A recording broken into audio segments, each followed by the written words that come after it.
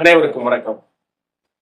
எங்கள் வாழ்வும் எங்கள் வளமும் மங்காத தமிழென்று சங்கே முழங்கு என்ற வரிகளையும், கொழைவாளினை எழடா மிக கொடியோர் செயல் அறவே என்ற வரிகளையும், தமிழுக்கு அமுதென்று பேர் அந்த தமிழ் இன்ப தமிழ் எங்கள் உயிருக்கு நேர் என்ற வரிகளையும், இன்றும் 21ஆம் நூற்றாண்டின் குழந்தைகளான 2K கிட்ஸ் கேட்டாலும் இன உணர்வும் மொழி உணர்வும் தானாகவே கிளர்த்து எழச் செய்கிற இந்த வரிகளுக்கு சொந்தக்காரரான பாவேந்தர் பாரதிதாசனின் பிறந்த தினம் இன்று ஏப்ரல் 29. அவரது வாழ்வில் நடந்த சுவாரஸ்யமான சில விடயங்களை பார்ப்போம், வாருங்கள் போவோம்.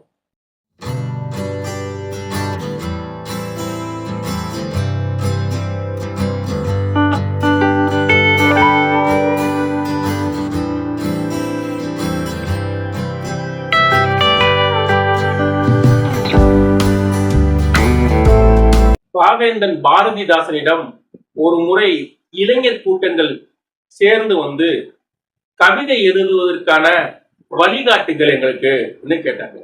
ஏன்னா நீங்க பார்த்தீங்கன்னா தமிழ் இலக்கிய வரலாற்றில் பாவேந்தருக்குத்தான் ஒரு பரம்பரை இருக்கிறது.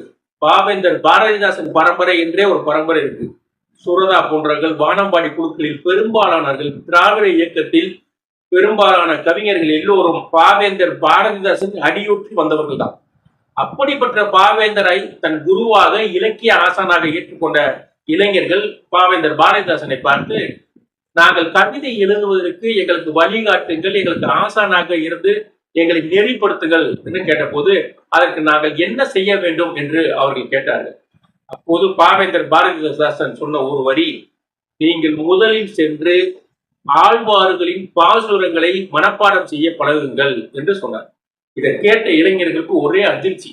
ஏன பகுத்தறிவு பாவலனாக நாத்திகம் பேசுகிற சுயமரியாதை இயக்கத்தின் சொந்தக்காரரான பாவேந்தர் பாரதிதாசன் வாயில் இருந்து ஆன்மீக பாடல்களான ஆழ்வார் பாசுரங்களை படிக்க சொல்கிறாரே என ஒரு வியப்பு.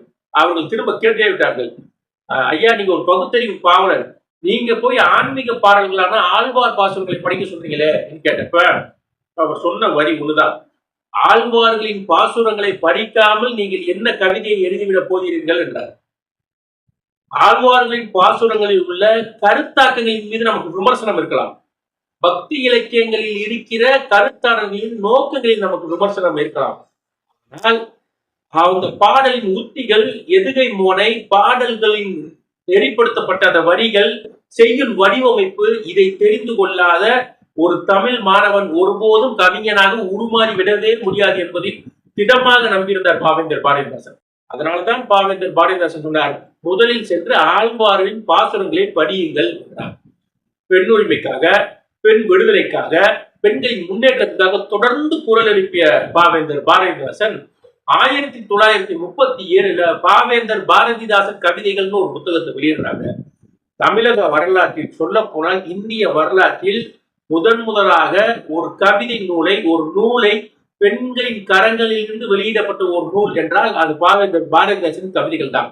அந்த நூலை வெளியிட்டவர் வேற யாரும் அல்ல, மதிப்பிற்குரிய குத்தூசி குருசாமி அவர்களின் துணைவியார் குஞ்சிதம் குருசாமி அவர்களின் திருக்கரங்களால் வெளியிடப்பட்டதுதான் பாவேந்தர் பாரதிதாசனின் கவிதை நூல்.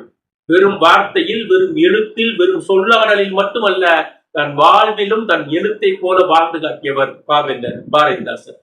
பாவேந்தர் பாரதிதாசன் இறப்பதற்கு 2 நாட்களுக்கு முன்பு அவர் நோய்வாய்ப்பட்டு சென்னை அரசு பொது மருத்துவமனையில் பொது பிரிவில், காமன் வார்டு என்று சொல்லப்படுகிற பொது பிரிவில் படுத்து கிடக்காது. 2 நாட்களுக்கு முன்பு அவரை பார்ப்பதற்காக டாக்டர் மு வரதராசன் அவர்கள் மருத்துவமனைக்கு செல்கிறார். அவரை பார்த்து இறப்பதற்கு 2 நாட்களுக்கு முன்பு தன்னுடைய உடல்நல குறைவை கூட பொருட்படுத்தால் முதல்ல அவர் கொதித்து எழுந்தது ஏற்கனவே புலவர் கூட்டங்களை பெங்களூர்ல வைக்க போறீங்களாமே என்று வரதராசன் கேட்கிறாரு. ஆமா என்னே, இல்ல அது தவறு, அந்த கூட்டத்தை ரத்து செய்ய, அதை தமிழ்நாட்டில் நடத்துங்கன்னு சொன்னாரு. என்ன காரணம்னு கேட்டபோது, நாம் தமிழ்நாட்டின் இசைக்கலைஞராக இருக்கும் புகழ்பெற்ற MS சுப்புலட்சுமி அவர்களின் ஒரு இசை மேடையில் இசை பாடுவதை தடை செய்து ரத்து செய்ய வைத்த தமிழ் பகைவர்கள் வாழும் இடத்தில் தமிழர்களின் புலவர்க்கான கூட்டங்களை நடத்தாதீர்கள் என்று தான் இருக்கும் தருவாயிலும் இன உணர்வோடும் மொழி உணர்வோடும் கிளர் தெரிந்தவர் தான் பாவேந்தர் பாரதிதாசன். பாவேந்தர் பாரதிதாசன் நாம் கற்றுக்கொள்ள வேண்டியது ஒன்றே ஒன்றுதான், அது இன உணர்வும் மொழி உணர்வும் தான்.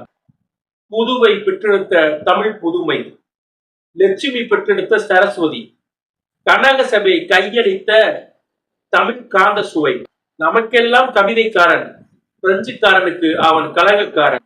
பாரதி பிரசவித்த அக்கினி குஞ்சு, பகுத்தறிவு பேசும் பெரியாரின் நெஞ்சு. இனமானம் காக்க களமாடிய தமிழினத்தின் தன்மானம் பாவேந்தர் பாரதிதாசன். அவரது நினைவை போற்றுவோம். நன்றி.